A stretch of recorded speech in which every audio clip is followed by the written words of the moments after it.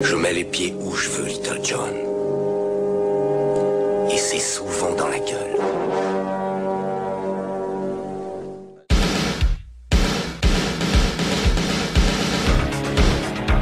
Je connais le kung-fu. Prouve-le-moi. Quatrième cap. Le petit dragon accroche sa proie. Et avec sa queue, il frappe. Bien joué. Mais une brique ne rend jamais les coups. Bonjour à toutes et à tous et bienvenue dans cet épisode hors série de High Kick dans ton podcast, le podcast qui met les pieds où il veut, et c'est souvent dans les oreilles. Et pas comme à l'accoutumée, mon poteau Sen ne m'accompagnera pas tout au long de cet épisode, mais j'ai avec moi un invité qui va nous parler d'un sport de combat qu'il pratique. Alors avant de commencer cette hors-série, on va vous parler en fait du concept.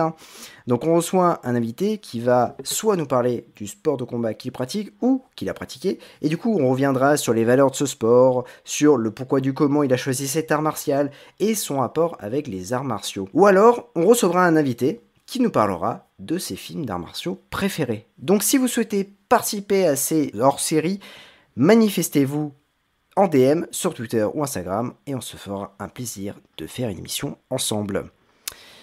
Alors, mon invité va se présenter, je souhaite la bienvenue à Caval. Comment vas-tu ? Eh ben ça va, merci. Enchanté. Et donc voilà, je suis venu vers vous parce que j'ai écouté cette émission qui parlait de Only the Strong. Ça m'a tout de suite parlé parce que moi j'ai pratiqué la capoeira pendant plus de 10 ans en fait. J'ai commencé vers 17 ans. Aujourd'hui j'en ai 37 et là j'ai arrêté depuis 3 ans. Mais je pense, il y a d'autres moments où j'ai arrêté puis j'ai repris. Et pour rien vous cacher, ça me titille de reprendre. Donc je pense que je vais reprendre parce qu'en fait, quand on y a goûté, ça nous manque, on a envie d'y revenir. On se met à faire tout seul des aoubatit, c'est le mouvement qu'on voit dans Only the Strong, là, le coup de pied sur une main, tout seul dans son garage. Et on se dit, bon, bah, faudrait peut-être que je retourne un peu en club, en groupe, ça s'appelle. Parce que finalement, c'est des sensations incroyables en fait. Là, vraiment, la première fois que tu rentres dans une ronde de capoeira. Le film dont vous parliez le montre très bien dans la scène d'introduction, qui je pense d'ailleurs est la scène la plus représentative de la capoeira du film. Il y a une énergie folle en fait. Vous avez le rythme des instruments, vous avez les chants. Ça d'ailleurs, des gens qui sont allés au Brésil, moi j'ai pas eu l'occasion au Brésil, m'ont dit qu'il y avait vraiment, c'est vraiment comme ça que ça se faisait. C'est une ronde qui se forme spontanément avec des capoeiristes qui se mettent à jouer. Et donc vous avez deux capoeiristes, on parle de jeu, on parle pas de combat à proprement parler, qui vont entre guillemets s'affronter. Plus ou moins bon enfant, parce que parfois il y a du règlement de compte et il y a un passif un peu sombre dans la capoeira. Ça vient de, ça a été fait par les esclaves, les descendants d'esclaves au départ, qui étaient en Amérique du Sud, les esclaves africains principalement. Et ça a été longtemps, je pense qu'on retrouve ça d'ailleurs peut-être dans d'autres arts martiaux chinois par exemple, ou asiatiques en tout cas. C'était l'art du combat de rue au Brésil. C'était les gangs qui pratiquaient ça. Et alors du coup, ça me permet justement de faire un warning pour les autres capoeiristes qui m'entendraient. Donc moi, j'ai pratiqué dans différents clubs en cumulé, j'ai dû faire ça entre 13 et 15 ans exactement, dans différents groupes. Ce dont j'ai pu m'apercevoir, c'est qu'il y a une grande hétérogénéité dans la capoeira. Il y a d'ailleurs pas, à ma connaissance, il n'y a toujours pas de fédération en France, par exemple, parce que il y a beaucoup de courants différents dans la capoeira. Vous mettez trois maîtres. On ne dit pas sensei dans la capoeira jazz, on dit D'accord, maître. ok. Maître. Le film le dit d'ailleurs. Voilà, ça fait partie des petits trucs dont je voulais vous parler. Vous mettez trois maîtres ensemble, il y en a un qui va écrire le mouvement d'une certaine façon, l'autre qui va l'écrire d'une autre façon, et le troisième qui va tout simplement refuser de l'écrire parce qu'il estime que ça doit se transmettre à l'oral. D'accord. Et donc moi j'ai été très surpris en passant d'une école à l'autre, à quelques kilomètres de distance, que un mouvement ne porte pas le nom que je lui donnais, mais porte le nom d'un autre mouvement que je connaissais. C'est un peu perturbant. Et donc, je préviens les capoeiristes qui écouteraient cette émission, c'est que je vais parler de mon expérience, mais j'entends bien que ce que je vais dire n'est pas forcément parole d'évangile, et qu'on peut discuter, qu'il y a des discussions, parce que je sais très bien que dans la capoeira, dans le monde de la capoeira, il y a énormément de discussions. Il y a parfois des batailles d'ego, même si globalement c'est une population qui est quand même marquée par une certaine coolitude, je dirais. Hein, tu me demandais un peu les valeurs tout à l'heure de la capoeira. Ben, ce sont globalement des gens qui viennent un peu de tout horizon. On a une grande mixité aussi, ça aussi, je pense, par rapport à d'autres arts martiaux ou d'autres sports. On est souvent pas loin de 50-50 filles-garçons. Et avec des gens qui viennent de tout horizon. Hein. Mon premier prof, il était de métier chercheur au CNRS, je crois, au Centre de l'énergie atomique, je ne sais plus. Et à côté de ça, on avait des commerçants, on avait des jeunes qui sont devenus des ingénieurs, des choses comme ça. Donc c'est très riche de gens qui viennent de plein d'horizons et qui se retrouvent pour jouer ensemble, jouer des instruments et voilà, entrer dans la ronde où là vous vivez un moment vraiment, je recommande à tout le monde de vivre ça, tout devient blanc, vous ne sentez plus votre corps alors que c'est extrêmement cardio, la capoeira, et vous êtes porté par le rythme, par la musique, par les chants. Et vous enchaînez, et en 30 secondes, vous avez le cœur qui bat comme c'est pas possible, vous n'avez pas le temps de réfléchir, parce que de toute façon, il faut que vous lancez vos mouvements, vous esquivez les mouvements des autres. J'avais des camarades dans mon premier groupe de capoeira qui étaient des anciens du karaté de haut niveau. Hein. J'en ai un qui était particulièrement doué. Quand il arrivait, son visage se métamorphosait, il ouvrait grand les yeux. Moi, j'avais l'impression d'avoir quelqu'un qui ouvrait les Sharingan. D'accord, ok, oui, hein, carrément. Ah, ok. Et à partir de là, il avait une lecture du mouvement, et ça, c'est très important à la capoeira, arriver à lire le jeu de l'autre pour pouvoir rentrer dans son jeu. Donc voilà pour le petit warning. Et donc voilà, moi je pense que j'y reviendrai, et j'ai malgré tout une vision assez, je pense pas avoir une vision exhaustive de l'art de la capoeira. Je connais un petit peu le milieu français de la capoeira, je l'ai fréquenté longtemps, et j'ai pris beaucoup de plaisir, et je pense d'ailleurs que encore une fois je vais y revenir. Eh ben, très bien, mais écoute, c'est une belle introduction en tout cas. On va s'arrêter là. Non, non, c'est une belle introduction. Moi, en tout cas, quand tu nous as contactés, ça m'a fait super plaisir de savoir voilà, que tu souhaitais parler de la capoeira, parce qu'en fait, c'est une danse ou un art. On va revenir sur ça, hein, mais qui m'a toujours plu. Et et un jour peut-être je sauterai le pas pour en faire. C'est vraiment quelque chose qui m'a toujours captivé. Mais du coup, ouais, vas-y, alors, ouais, tu voulais parler. Je veux pas t'arrêter, mais moi j'aime pas trop quand on dit danse. D'accord, ok. Il y a beaucoup de capoeiristes que ça énerve. Alors moi je suis pas quelqu'un qui s'énerve, mais il y en a qui le vivent pas forcément bien. D'abord parce que c'est plus large que ça. Bien sûr, ouais. On fait aussi de la musique, du coup, si on va par là, et du chant. Mais c'est vraiment un art martial. Alors voilà, je te disais que ce que je dis là aujourd'hui peut être sujet à caution, mais on m'a expliqué que moi la capoeira c'était un peu caché à travers c'était un peu caché dans la danse parce que sa pratique était illégale au Brésil. D'accord, ok. Et donc on arrivait. La police pouvait arriver, la cavalleria pouvait arriver, et donc on disait, mais non, ils sont pas en train de faire de la capoeira, ils sont pas en train de se battre, ils sont en train de danser. Voilà, ils camouflaient un peu la pratique via une espèce de folklore. C'est aussi d'ailleurs du fait de ce passif un peu criminel. Encore une fois, au Brésil, c'était criminel, qu'il y a cette pratique de donner des surnoms. Donc le mien était Cavallo. C'est mon premier maître qui m'a donné ce nom lors d'un baptême. Ça n'a rien de religieux. Ça s'apparente plutôt aux pratiques qu'on va avoir, par exemple, dans le banditisme en France, hein, d'aider la Saumure, hein, chez vous, Lille, je crois. Personne ne connaît son nom. Et pourquoi ? Parce que c'est un nom d'emprunt qui permet de masquer l'identité. Et effectivement, dans la capoeira, on m'a expliqué, des Brésiliens m'ont expliqué que le surnom permettait de masquer l'identité vis-à-vis des autorités judiciaires. D'accord, ok. Donc, mais c'est quelque chose qui est resté. Moi, je suis très fier du nom qui m'a été donné. C'est un nom qui est assez répandu. Alors, est-ce que j'ai été un peu fou, un peu cabré lors de mon baptême de capoeira, où le maître t'apprend l'humilité en te balayant bien comme il faut ? C'est possible. Et donc voilà, je n'aime pas trop l'appellation danse. Après, je vois aussi qu'il y a des Brésiliens, il faut bien manger, hein. Beaucoup de Brésiliens sont proprement dit, des migrants en France. Hein. Beaucoup et leur seul bagage en arrivant en France, c'était la capoeira. Donc j'entends que certains vont en cours de fitness, d'autant que c'est une activité très cardio, donc ça s'y prête très bien, et que ça peut porter à confusion. Mais pour moi, c'est vrai que, alors dans mon CV, je parlais d'art martial chorégraphique, mais je conteste un peu l'idée de la danse. Il y a les capoeiristes pratiquent une forme de samba aussi. Okay. Samba des Rhodes. C'est très festif, mais c'est de la samba avec le fameux décalage, etc., du fessier, etc. La capoeira en elle-même, c'est pas de la danse. À mon sens, en tout cas, c'est pas de la danse. Et je reviens aussi sur un peu ce qui m'a fait réagir dans votre émission sur Only the Strong. C'est qu'évidemment, vous avez été très pertinent, je pense, dans votre analyse. Vous avez touché du doigt des choses. Et je trouve dommage, il vous manquait quelques clés de lecture en fait, il vous manquait la clé de lecture d'un pratiquant. C'est pour ça qu'on t'a invité. Mais vous avez vu, mais voilà, vous n'êtes pas loin parce que vous avez vraiment touché du doigt beaucoup de choses qu'aborde le film sans le dire et que je cherche à montrer dans le film. Bon, et après, bon, c'est ce que je disais à ton camarade Sam. Moi aussi, j'apprécie énormément la VF des films de cette époque. Parce que j'ai grandi avec peut-être, mais aussi parce que je pense qu'on avait des très très bons acteurs de doublage et aujourd'hui on en parle beaucoup parce qu'il y a eu ce phénomène de starification, etc. Où on a des bankable pour faire des doublages. Moi je suis plutôt l'école du film Mario Bros où on a pris un super casting et qui brille de mille feux pour faire le doublage.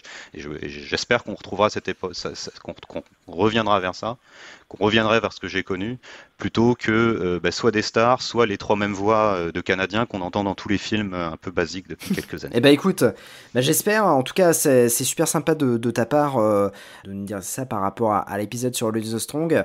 Je t'avoue que en fait ça nous a fait super plaisir déjà que tu nous fasses ce retour là et c'est pour ça qu'on voulait vraiment t'entendre parler de capoeira et c'est pour ça que en fait, pour tous les films que l'on va traiter, si y a quelqu'un une personne qui pratique le sport du comédien qui est l'acteur principal ou même le méchant ou autre, hein, le sport qui va être traité dans ce film-là, s'ils veulent en parler, venez, parce que du coup, nous, ça nous intéresse.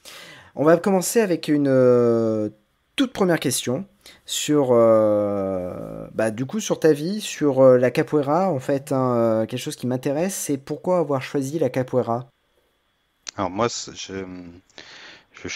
16-17 ans, je cherchais à me lancer dans un art martial. J'avais fait du judo vraiment tout petit, mais j'avais pas vraiment accroché, c'était pas facile d'apprendre le japonais. Et donc c'est un copain en été qui m'a fait découvrir ça.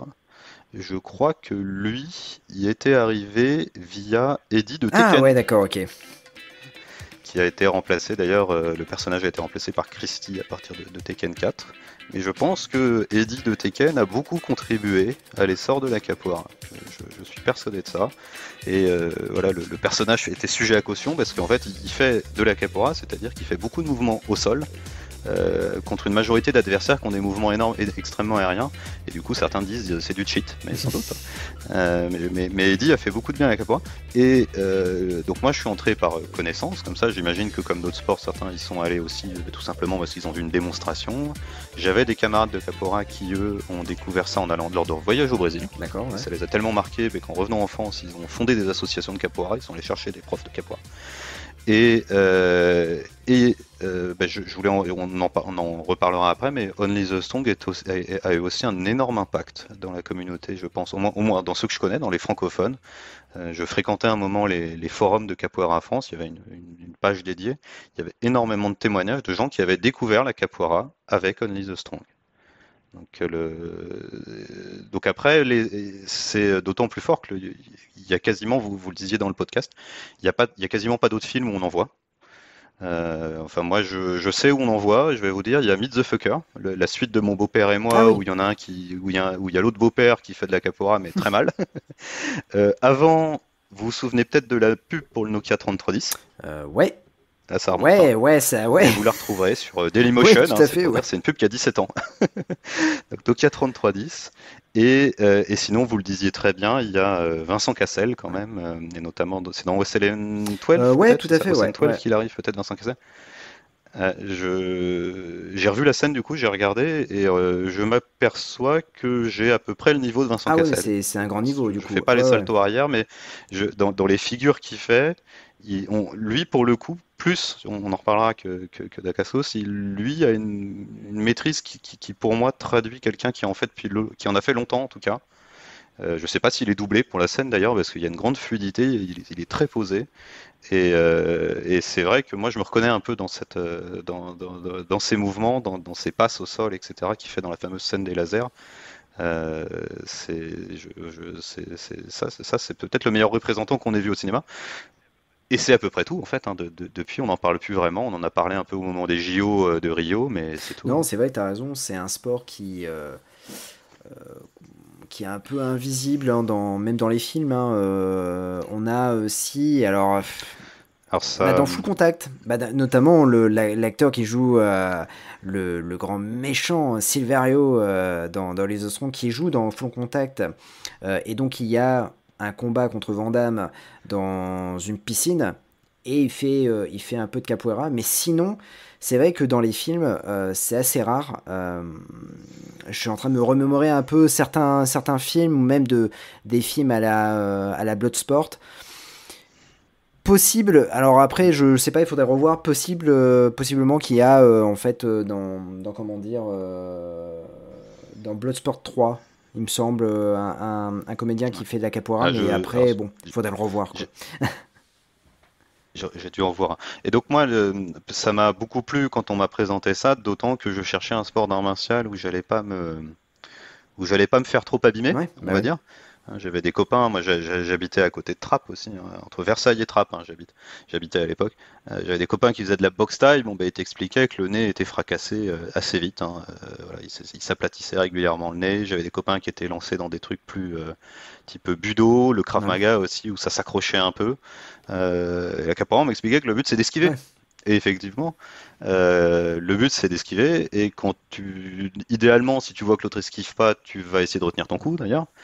Et puis s'il prend le coup, normalement, si les deux ont bien lu le sens du jeu, le coup de toute façon va être sur un visage par exemple qui est en train d'esquiver, donc en fait va glisser ouais. sur le visage. En fait. Même si de temps en temps il y a quelques impacts, quelques cocards.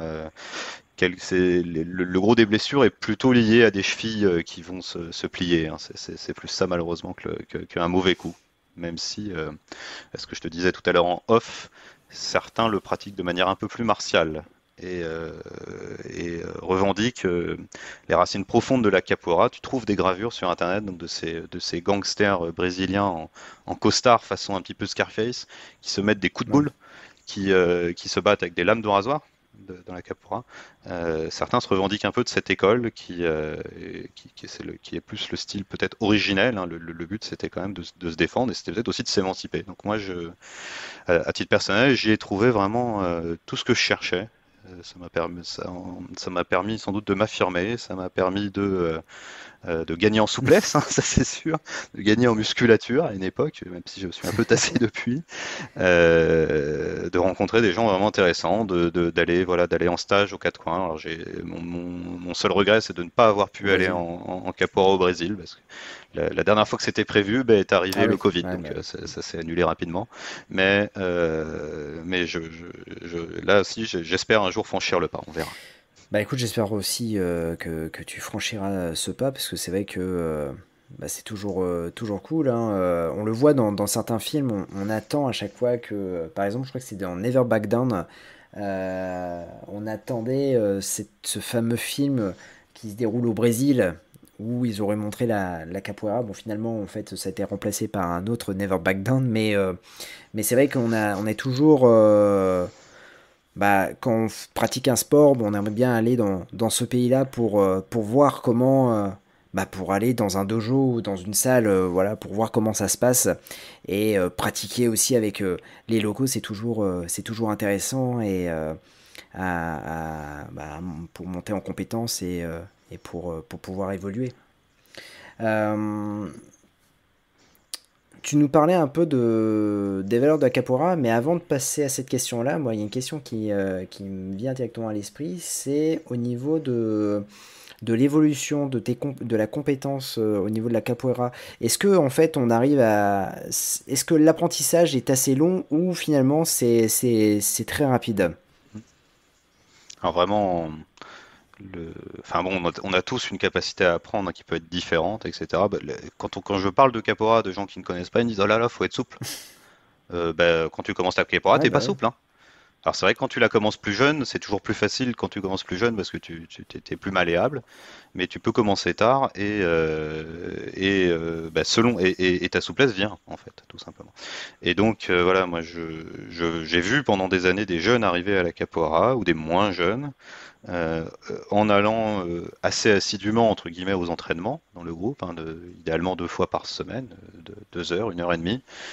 En quelques mois, on voit une évolution qui est formidable voilà, dans la road. Alors il y a aussi cette étape difficile, c'est que moi, quasiment, je crois, à mon premier cours de capoeira, je suis rentré dans la road. Et il y a une grande bienveillance hein, dans la plupart des groupes. Quand tu débutes, ils sont extrêmement bienveillants, ils t'accueillent. Ils vont pas te mettre un double kick dans la gueule. Non, c'est pas du tout c'est pas du tout l'esprit. Au contraire, certains vont même t'inviter à venir jouer avec eux pour ressentir encore une fois cette sensation incroyable. Et n'empêche que voilà, ceux à qui ça plaît, 6 mois après, moi je les voyais dans la route, ça ressemblait. Ça ressemblait à de la capoeira, ce qu'ils faisaient vraiment. On voyait pas. Alors il y a la gradation. Il y a des cordes, d'ailleurs, pareil, à vérifier. Moi, quelqu'un m'a dit que les cordes, il y a des groupes qui ne les utilisent pas, notamment au Brésil. Et des gens et des Brésiliens m'ont dit que c'était quelque chose qui avait été emprunté aux arts martiaux japonais pour justement avoir un système de grades. Pour pouvoir justement marquer une évolution. Voilà. Donc on passe sa première corde, blanche, jaune. Pareil, selon les groupes, c'est pas toujours les mêmes couleurs d'ailleurs. Il n'y a pas d'uniformité complète là-dessus. Il y en a pour qui la blanche c'est la plus forte. D'accord, ok. Ah oui. Et donc voilà, en quelques mois, même en quelques semaines, on sait faire la roue, on sait faire la jing. Alors ça c'est pareil, c'est là où je trouve que Only the Strong est très pertinent. Hein. La première chose que le personnage principal, incarné par Marc Dacascos, dit, c'est la capoeira, c'est d'abord la jing. Donc la jing, c'est cette espèce de gigue, ce balancement de gauche à droite que fait le capoeiriste. Que fait le capoeiriste en permanence, c'est à la fois sa position de repos et aussi sa position qui lui permet d'amorcer tous les coups. Donc un bon capoeiriste, un capoeiriste qui fait ça depuis longtemps, se reconnaît à sa jing souvent. C'est-à-dire que le mouvement est vraiment c'est un flottement, c'est extrêmement fluide. C'est là qu'on voit ceux qui en font depuis longtemps. Et donc, au bout de 6 mois, en général, la jing est tout à fait correcte. On sait passer les principaux mouvements. Les pieds se lèvent à hauteur de ce qu'on est capable de faire, mais en général, les échauffements sont très poussés sur les étirements, donc on arrive assez vite à lever la jambe. Il y a pas mal de mouvements au sol en plus. Voilà, on n'est pas obligé de faire des Thomas de hip-hop, hein, on peut faire des choses très simples, des roues très basses. Ça s'appelle Aoubash. Et donc très vite, on se sent un peu intégré, on est capable de jouer sans honte, quoi. Ce qu'il faut entendre aussi en parallèle, c'est que sans vous forcer la main, enfin à minima, on va vous demander de taper des mains quand vous n'êtes pas en train de jouer au milieu. Et au bout d'une minute de jeu, de toute façon, vous êtes complètement mort, donc vous sortez, vous rejoignez le cercle. On vous demande un minimum de taper les mains, et même si c'est pas facile de chanter en portugais, vous pouvez faire comme moi, vous chantez du yaourt, et ça passe très bien. Et pour les deux qui jouent au milieu, ça leur donne l'énergie. Hein, le rythme vient des instruments, mais l'énergie, elle vient du tout des instruments. Alors pareil, on vous apprend les instruments. L'instrument de base, c'est le pandero, c'est un petit tambourin. Ouais. Avec voilà, il y en a 2-3 autres, et le plus symbolique, c'est le berimbau, avec le câble de pneu. Alors là, on est dans le bricolage, quoi. Une branche, un câble de pneu et une calebasse évidée, séchée, hein, avec une pierre. Donc ça, on l'apprend petit à petit. Au début, on tape des mains et puis on nous dit viens essayer l'instrument. On fait parfois des cours consacrés à ça, et donc on progresse aussi là-dedans.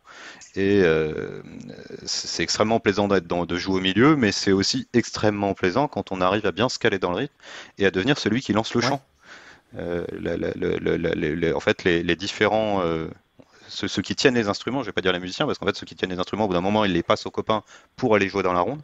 Mais ceux qui jouent des instruments à l'instant T se passent la voix, ou la passent à justement quelqu'un qui est pas en train de jouer des instruments, parce que quand vous êtes comme moi, pas hyper coordonné entre la voix et le tambourin, vaut mieux faire soit chanter, soit taper des mains, mais pas les deux en même temps. Et ça aussi, alors on chante Pananawe, hein, Pananawe, tout le monde peut le prononcer. Hein. Bon, le reste des paroles est un peu plus compliqué, mais c'est pas grave, là aussi, une grande bienveillance. Tu fais que le rythme, et on est tellement content d'avoir quelqu'un qui vient apporter sa voix, qu'on le soutient, que tout le monde reprend en chœur, et c'est vraiment agréable. Et tu parlais de bienveillance, du coup, en fait, la bienveillance fait partie des valeurs de la capoeira. Moi, je n'ai trouvé donc j'ai trouvé des gens un peu énervés, un peu plus sensibles à l'aspect respect du grade, hiérarchie. Alors moi, c'est marrant parce que quand j'ai commencé, le maître, je l'ai pas rencontré tout de suite. D'accord. J'ai rencontré ses premiers élèves français. qui étaient les formateurs, à l'occurrence de Versailles, de la Sheshika Kapora, à cette école. Le Mèche lui donnait des cours à Paris et donc il était invité. Alors le Mèche, voilà, on nous dit qu'on nous doit de respect, bien sûr, on respecte, c'est lui qui a fondé des trucs, il nous apprend des nouveaux trucs. On paye une cotisation, mais on doit aussi, il y a eu des petits sujets de discussion là-dessus, on doit aussi lui acheter son t-shirt avec son nom dessus. Ça, c'est important parce que ça fait groupe. Et l'idée, c'est que ça fait groupe. Et puis lui, il faut dire ce qui est, c'est son revenu. Donc il faut l'entendre aussi et c'est tout à fait respectable.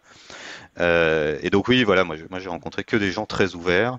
Mais on me dit, il faut être prudent. On m'a dit, voilà, tu rends. Donc j'ai appliqué strictement ces règles-là et je n'ai rencontré que des gens super. Mon prof m'avait dit, tu rencontres un nouveau groupe, bah, tu arrives avec ta tenue blanche. Parce que si tu arrives avec ta tenue blanche, on peut pas dire que tu fais une faute. D'accord, ouais. Si possible, avec un t-shirt neutre. Et si possible, sans le logo d'une autre école sur ton pantalon. Sur ton pantalon de capot. Sinon, ça peut être mal pris, où il peut y avoir voilà, des petites brouilles d'ego, surtout que c'est un petit monde où tout le monde se connaît, où certains se sentent un petit peu opposés parfois. Mais voilà, une fois qu'on t'a expliqué ça, et c'est super d'avoir pu commencer par des écoles où ils ont pris le temps de nous expliquer ça, on rencontre que des gens qui sont à l'écoute et puis qui vont énormément apprécier, enfin qui vont apprécier un peu les personnes à hauteur de leur jeu dans la road en fait. C'est un dialogue, le jeu dans la road c'est une forme de dialogue. On essaie de comprendre, de lire le jeu de l'autre, les mouvements qu'il va faire pour essayer de rentrer dans son jeu, c'est vraiment le cas de le dire. Et donc ça match assez vite en fait. Moi qui arrivais du coup avec des pratiques qui n'étaient pas forcément les mêmes, des mouvements qui n'étaient pas forcément ceux qu'ils enseignaient, à chaque fois je rencontrais des gens qui me disaient bah, ça c'est vraiment sympa, comment tu fais, montre-nous ou explique-nous. Le maître il disait bah oui ça c'est un mouvement comme ça, on va en parler justement. Donc vraiment enfin moi j'ai vu vraiment que des gens sympas, que des groupes sympas. Et pas d'énervement, bah, tu ne sais pas maîtriser les instruments, alors voilà, passer un certain niveau, on aimerait bien quand même que tu sois capable de diriger la ronde avec le berimbau, donc on va te demander de travailler avec ça, mais pareil, avec beaucoup de bienveillance. Et quand je répète ça. Quand tu rentres pour la première fois dans... c'est la ronde, c'est ça? Ouais, voilà. La ronde.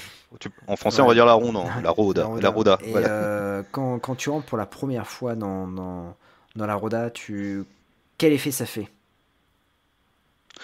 Donc moi, je cite Gum, hein, c'est le monde où tout devient blanc. Hein. Tu planes, tu rentres en transe, vraiment, tu rentres en transe. Tu sais rien faire. Toi, la première fois, t'es timide. Si tu es vraiment timide, souvent on va t'inviter parce que le maître il va dire bah, lui il est nouveau, ce serait bien qu'il reste un peu plus longtemps, donc toi qui es un peu plus expérimenté, tu vas le chercher, ou tu vas venir spontanément parce que tu es un jeune fou, comme moi à 17 ans. Je pense qu'on est tous comme ça, un jeune, on en veut, on s'excite un peu, puis parfois on se fait un petit peu calmer. On se prend une petite rachetère, c'est la petite balayette qui va bien, parce qu'on lève trop. On veut montrer qu'on sait lever la jambe, sauf que l'autre, en face, il va te montrer qu'il sait placer son pied sur ton pied qui reste à terre, il va t'expliquer qu'il faut aussi que tu maîtrises tes appuis. Hein. Mais donc voilà, c'est vraiment. Moi, j'ai quasiment le sentiment d'une transe. Hein, tu sors de là, tu t'aperçois pas que ton cœur bat à 150 à l'heure, que tu es complètement essoufflé, tu sors de là, tu t'es pas aperçu à quel point tu t'es défoncé dans la road, hein, vraiment.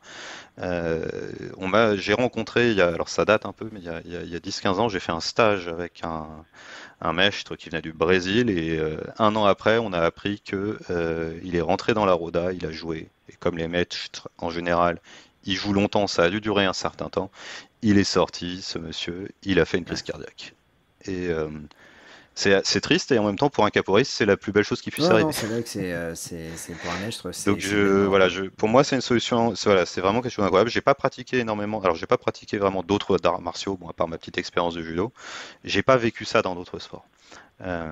Et donc voilà, c'est l'un des aspects un peu forts. Donc c'est une forme de sport individuel qui se pratique collectivement. C'est aussi ça qui est formidable. Finalement on est en 1v1 au milieu, mais le groupe forme un tout.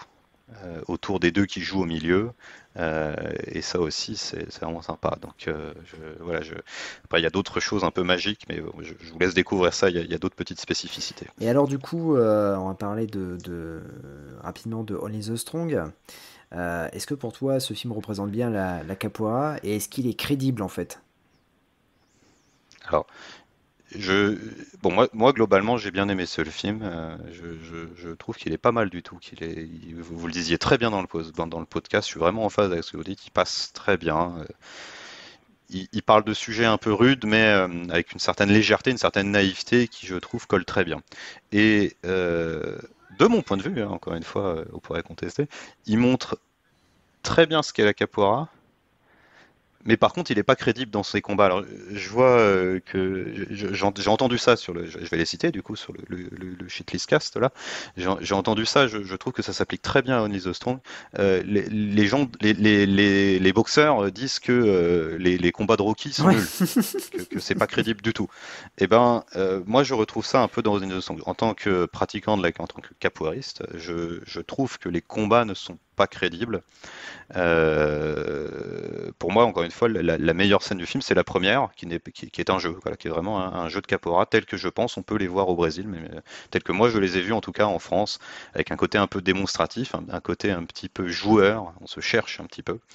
Et donc voilà, voilà, je vais attaquer dans le dur. La première fois que j'ai vu Only the Strong, j'avais déjà un peu de pratique, j'avais quelques années de pratique, et je me suis dit que Marc Dacascos, vraisemblablement, il n'était pas capoeiriste. Alors apparemment, il est capoeiriste, mais moi j'ai vraiment eu le sentiment j'ai vraiment le sentiment qu'il venait d'autres arts martiaux. Alors après, il y a cette fameuse scène où il fait du kung-fu avec son bâton, je crois. Enfin, je connais rien au kung-fu, mais en capoeira, il n'y a pas ce grand bâton, hein. On fait pas des moulinets avec les bâtons. Par contre, dans la toute fin, il y a quelque chose qui est intéressant, c'est qu'on voit des gens qui qui se mettent des coups de machette. Et ça, c'est une pratique. Alors, certains vous diront que ça n'est pas de la capoeira, mais dans les faits, il n'y a que les capoeiristes qui pratiquent ça. Donc ça se discute, ça s'appelle le makulele. Et donc en général, on s'entraîne avec des bâtons, hein, parce que les machettes aiguisées qui font des étincelles, faut quand même avoir un peu de pratique, faut faire un petit peu attention. Mais c'est pas tout à fait. Quand on va voilà, c'est quelque chose que moi j'ai fait en stage de capoeira. Je m'étais procuré des machettes d'ailleurs. Attention, ne faites pas ça chez vous. Mais en fait, la différence majeure, c'est que c'est pas le même rythme. Il y a un temps de plus dans le rythme du makulele. Qui a ses propres chants, qui a entre guillemets ses propres codes. Donc c'est pas tout à fait capoeira, mais je trouve très intéressant que le film le montre. Mais après, donc ma principale critique par rapport sur les combats en capoeira, bon, bah, après ça c'est les films d'arts martiaux, hein, mais vous faites un mouvement, c'est rare que vous entendiez whoosh. Hein, c'est pas comme ça dans la vraie vie, hein. Et ni tish tish quand ça tape. Non, bon, ça c'est classique des films d'arts martiaux. Et en fait, ce qui m'embête un peu, c'est que Marc Dacascos, je trouve que cette Jenga est pas fluide. Il fait des très beaux mouvements acrobatiques. Voilà, son coup de pied sur une main, son aoubatide. Enfin, moi, j'appelle ça une aoubatide. Il est très bien. Mais sa Jenga, elle est pas très fluide. D'ailleurs, il la fait pas beaucoup. Et puis, là, on retrouve un peu la critique de Rocky, que ce soit lui ou son principal antagoniste, là, le vilain, les deux, quand ils se retrouvent, ouais, Silverio, les deux, quand ils se retrouvent face à face, la garde est basse. Alors moi, quand j'avais ma garde basse, je vais vous expliquer comment ça se passait. À l'entraînement, je me faisais reprendre. Et dans la road, tu t'en prends une dans la gueule, hein, je le dis parce que ta garde est basse et qu'à un moment donné tu vois pas, ou qu'on veut te montrer que ta garde est basse et du coup on te met une belle baffe, bien comme il faut. Bon bah tu t'en prends une ou deux. Au bout d'un moment, tu montes ta garde. Eux ont la garde basse. Donc cet aspect-là est pas crédible, est pas crédible, mais c'est du cinéma, hein. Et puis pour finir, voilà, ce que je lui reproche aussi à ce pauvre Marc, c'est il n'arrive pas à jouer dentro, c'est-à-dire que ça c'est voilà l'autre chose typique du capoeiriste qui est un peu plus expérimenté, c'est qu'il arrive vraiment à se rapprocher de son camarade de jeu. Les mouvements rentrent l'un dans l'autre. On va passer au-dessus de la jambe du copain ou passer en dessous de la jambe du copain et lancer sa jambe. Et à ce moment-là, l'autre s'est baissé, a esquivé. Et c'est ça qui est très impressionnant dans la capoeira, de voir ce jeu entremêlé. Et c'est quelque chose qui apparaît pas bien dans le film. Ils sont assez à distance et en fait, quand ils se rapprochent, ben, c'est pour se mettre une patate soit dans un sens, soit dans l'autre. Donc à ce niveau-là, c'est pas terrible. Mais je comprends bien que c'est du cinéma et voilà, c'est pas. Il y a aussi bon, les montages un peu hachés, hein, comme on faisait beaucoup à l'époque, hein, qui jouent aussi là-dessus. Par contre, dans ce qui est que j'ai vraiment, là, moi, où j'ai trouvé le film très pertinent, c'est dans son apprentissage. Alors, dans le podcast, j'ai appris qu'ils avaient été formés, du coup, pour l'occasion, Ouais, les mais jeunes tout acteurs comme, qui tout comme jouent, tous Martha ces jeunes Cascos, qui hein. apprennent à Capora. Ouais. Bah, donc, lui, quand il arrive et qu'il dit, voilà, ça, c'est l'edging. On les voit qui commencent à pratiquer, il y a toute une phase un peu musicale où on les voit s'entraîner. Moi, j'ai vraiment vécu ça comme ça, je le dis. Et voilà, je parlais tout à l'heure d'une courbe d'apprentissage qui est assez rapide dans Capora, mais oui, c'est ça, on apprend assez vite et à la fin, ils font quelque chose qui est pas mal du tout. Donc, je trouve que cet aspect-là est vraiment pertinent dans le film. Et puis, le, le, le, c'est des choses qui sont montrées sans être dites, qui sont peut-être pas forcément bien compris par le réalisateur. D'ailleurs, on peut se poser la question. Mais il y a cette importance qui est donnée à la musique. La musique, les chants, on vous apprend les chants.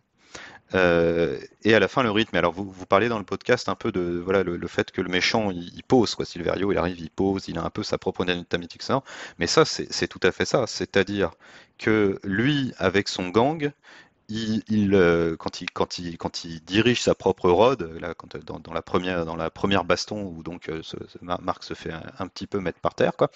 Le gang de Silverio, c'est un rythme bagarre qui est connu, hein. Il chante un rythme qui est connu pour être le rythme bagarre. Typiquement, dans certains des groupes où j'ai pu pratiquer, on lançait ce rythme-là quand il y en a deux qui se chauffaient un peu. Bon, bah, au bout d'un moment, je te disais, alors c'est plutôt en fin de road, hein, une fois que tous les débutants sont passés, que les gens qui risquaient de prendre un mauvais coup, ont eu l'occasion de jouer. Là, les gars, vous voulez un peu vous chauffer, l'autre t'a un petit peu balayé, tu veux un peu te venger. Bon, ben là, on peut éventuellement passer au rythme bagarre. Et là, entre guillemets, ne retenez pas vos coups. Dans mon club à Vincennes, il y a un Mèche Trarain, quand il revenait un peu de ses vacances au Brésil, où il avait vu tous ses copains caporistes, etc., il revenait, il était un peu chaud. Lui, de temps en temps, il déclenchait comme ça une road où il nous invitait à venir l'affronter. Là, pour le coup, on peut dire ça, affronter à trois. J'ai pris quelques coups de pied avec un beau bleu sur le ventre qui a duré quelques temps. Et donc ça, c'est assez bien montré dans le film. Et justement, j'enchaîne là-dessus. Vous disiez, il n'a pas le même style, ils n'ont pas le même tout à style. fait. Mais oui. Et vous disiez, il a un style plus terre à terre. Alors, c'est pas exactement ça, mais il faut savoir qu'en capoeira, il y a eu un schisme à un moment donné. C'est-à-dire qu'effectivement, il y avait donc cette pratique issue des esclaves et de leurs descendants, qui s'appelle le style Angol, qui est le style probablement originel. Alors encore une fois, on pourra le discuter, on ne saura jamais la vérité. Mais voilà, les premières légendes vivantes de la capoeira étaient le style Angol, qui est un style très terre à terre, qui est plutôt tourné vers l'efficacité. Et avec une certaine, qui se caractérise aussi par une certaine, alors on appelle ça la maladrache, si je dis pas de bêtises, on pourrait dire la malignité, c'était l'arnaque. On va essayer de détourner l'attention pour placer un mauvais coup. Et donc certaines écoles sont restées même un peu sectaires, entre guillemets, puisqu'elles ne vont pratiquer que de l'angol. Et certains vont mimer le geste de la lame de rasoir, etc. C'est assez long. Et donc, Silverio fait pas exactement que ça, parce qu'il a des coups un peu plus hauts, mais si j'ai bien vu, on retrouve quelque chose qui est qu'il a toujours un appui au sol. Oui, tout à fait. Là où Dacascos va voler, hein, à certains moments, nous faire des belles toupies, etc., lui va toujours avoir au moins un appui au sol, et ça, c'est une des caractéristiques de l'angol. Effectivement, ça se prête bien à l'idée que le monsieur vient des favelas, c'est un bandit, hein, qui a grandi ou qui s'est construit dans une logique martiale, une logique d'efficacité. Et puis il le revendique. Hein. Dacascos, lui, c'est vraiment un schisme dans la capoeira, hein, ce truc-là. C'est-à-dire qu'à un moment donné, il y a des caporistes qui se sont ouverts, qui ont fait rentrer des mouvements issus d'autres arts martiaux, notamment asiatiques, je pense. Les pratiquants de karaté retrouvaient des trucs intéressants dans la capoeira, ou intégraient des choses qui marchaient très bien dans la capoeira. Et donc ça s'appelle la régionale. Et c'est peut-être plus orienté d'ailleurs vers le démonstratif. Il y a des coups qui sont plus aériens, les rythmes sont plus rapides, parce que aussi pareil, chacun des deux styles en fait a ses rythmes. Les chants, donc pas d'Anaoué typiquement, surtout au rythme où c'est joué dans le film, c'est de la régionale complètement. Je trouve que donc sans le dire, c'est quelque chose qu'on retrouve un peu dans le film. Alors c'est pas tout à fait de l'angol ce que fait Silverio néanmoins, mais j'ai retrouvé un peu cette dualité qui est vraiment un des fondements de la capoeira. Alors moi en plus j'ai eu la chance dès ma première école d'avoir des profs qui étaient ouverts aux deux styles. Mais là, récemment, à Nantes, les capoeiristes avec qui j'ai pu pratiquer une année m'ont expliqué que eux, ils étaient régionales et les plus expérimentés du groupe m'ont expliqué qu'ils allaient de temps en temps voir leurs copains de l'école d'Angol et qui se comprenaient pas, en fait, qu'ils arrivaient même pas à jouer parce que c'était pas les mêmes mouvements, c'était pas le même rythme, c'était pas la même vitesse, c'était pas les mêmes choix. Donc je trouve que le film tend un peu vers ça et ça c'est très intéressant. Vraiment, je trouve ça. Euh, bon, il y a longtemps, je traînais un petit peu sur les forums du grand site communautaire Capoeira France. Il y avait une section sur Only the Strong. Énormément de gens qui témoignent de leur arrivée dans la capoeira après avoir vu ce film. Mais c'est un film qui a bidé au box-office, hein, et chez nous, il me semble qu'il est sorti, on en parlait avec Seb en direct ou vidéo. Ouais, Mais à chaque fois qu'on croise quelqu'un, quand on parle d'Holly the Strong, eh ben, j'ai jamais vu vraiment d'avis négatif en disant ouais non, ce film est vraiment catastrophique ou autre. Non, non, il y a toujours il y a toujours une bienveillance sur ce film en disant ah ouais mais franchement il était pas mal parce qu'en plus il nous a fait connaître la capoeira. Enfin, il y a toujours une sympathie pour ce film-là. Alors après voilà, mais donc le club à Nantes c'est génial parce que donc ils font une soirée de Noël. Ah c'est génial ça. Et ils se le mettent. Ils se le projettent Ouais. en VF, hein, la VF est vraiment sympa. Et il y a un grand moment qu'ils attendent tous, c'est les petites erreurs de doublage, quoi, parce que d'ailleurs le doubleur, il a pas l'air à l'aise quand on écoute la voix, on dirait qu'il est, je sais pas comment c'est en VO, j'ai pas vu en VO, mais il a pas l'air à l'aise, c'est autour de la 33e minute. Voici un berimbo. Et là, ils sont tous en train de se marrer, non, un berimbau. Voilà, Keishada, non, Keishad, s'il vous plaît. Et là, on est vraiment un peu dans le pittoresque. On est assez proche des doublages de façon Quête de survivant, hein, pour ceux qui savent pas. Mais voilà, tous les ans, ils le projettent et tous les ans, ça les fait marrer. Et c'est vrai que c'est assez rigolo, mais ils apprécient ce film. Voilà, encore une fois, je pense qu'on est beaucoup. Enfin, moi, je n'en fais pas partie. Moi, je l'ai appris par d'autres gens, mais effectivement, beaucoup de gens sont venus à la Capoeira grâce à Only the Strong. Donc, c'est quand même plutôt réussi dans écoute, son style. ouais, bah c'est vraiment cool. Moi, écoute, moi c'est à peu près pareil. Hein. C'est quand j'ai vu Only the Strong, je me suis dit. J'aimerais bien faire de la capoeira, mais bon, un jour, je me jetterai à l'eau pour, je franchirai ce cap. Écoute, il y avait une question et ça sera la dernière question, et c'est une question en fait qui me plaît plutôt pas mal. Quel est ton rapport avec les films d'arts martiaux? Alors, moi, je suis ouvert à tous les styles en cinéma, hein, même si, enfin, il y a un style que j'aime pas, c'est les biopics, voilà. Enfin, et encore, il y en a des biens, donc voilà. Je suis pas un grand fan des films d'arts martiaux, je pense pas avoir tout vu. En fait, j'aime beaucoup les films d'action où il y a des arts martiaux. Donc voilà, les Jean-Claude Van Damme, majoritairement, c'est des films comme ça. Alors j'ai vu Kickboxer, je préfère Only the Strong, hein, c'est plus léger. Only the Strong, franchement, regardez. Hein. À la Capoeira, à l'époque, au moment où c'est sorti, on m'a fortement recommandé d'aller voir de voir Hong Bak. Et donc je serais pas étonné d'apprendre que Hong Bak a orienté des générations de jeunes vers le fameux Muay Thai, hein, parce que c'est vrai que le film vend assez bien le truc, quoi.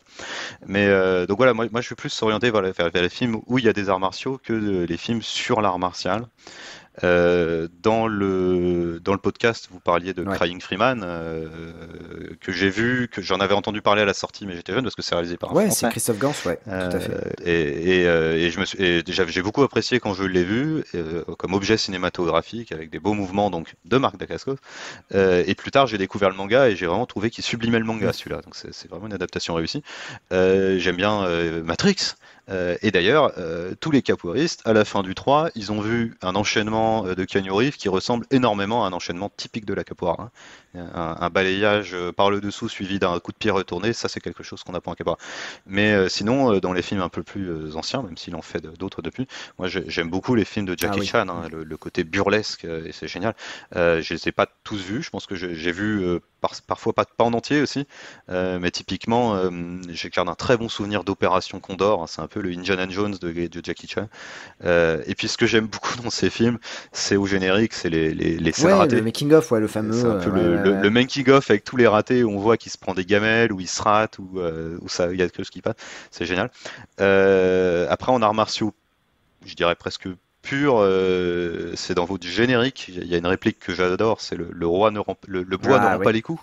Ça vient d'Opération Dragon, ça je crois. On se posait la question, mais c'est dans Bloodsport. Non, c'est ouais. Mais alors, c'est dans Bloodsport parce que c'est comment dire Bolo Yeung qui en parle.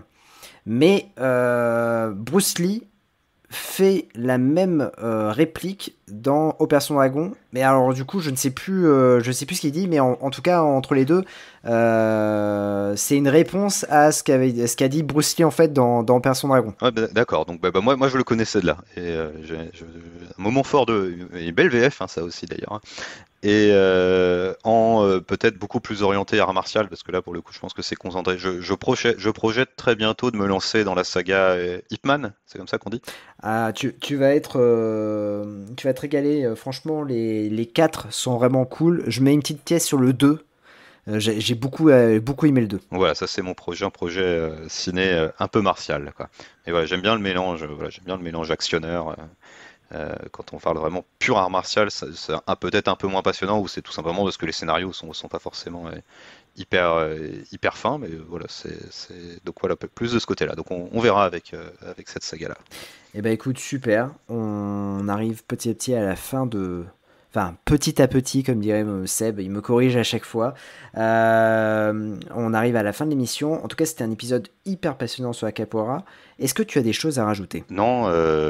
Donc voilà, moi je pense que je vais y retourner. Je verrai si j'y retourne dès la rentrée. Avec la parentalité, c'est pas toujours facile de retrouver le temps de faire ce qu'il faut.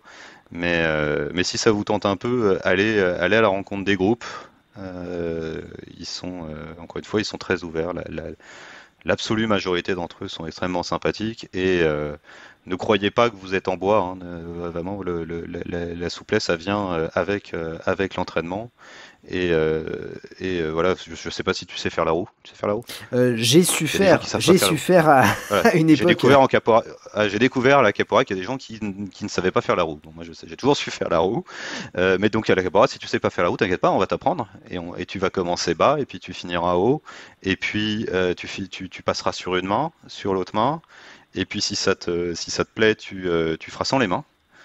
Comme à la Matrix, hein. Et tu sauras te relever comme un ninja, comme Vincent Cassel, quoi. Top. C'est extrêmement accessible, donc lancez-vous et faites-vous plaisir. C'est une de mes meilleures expériences à titre personnel.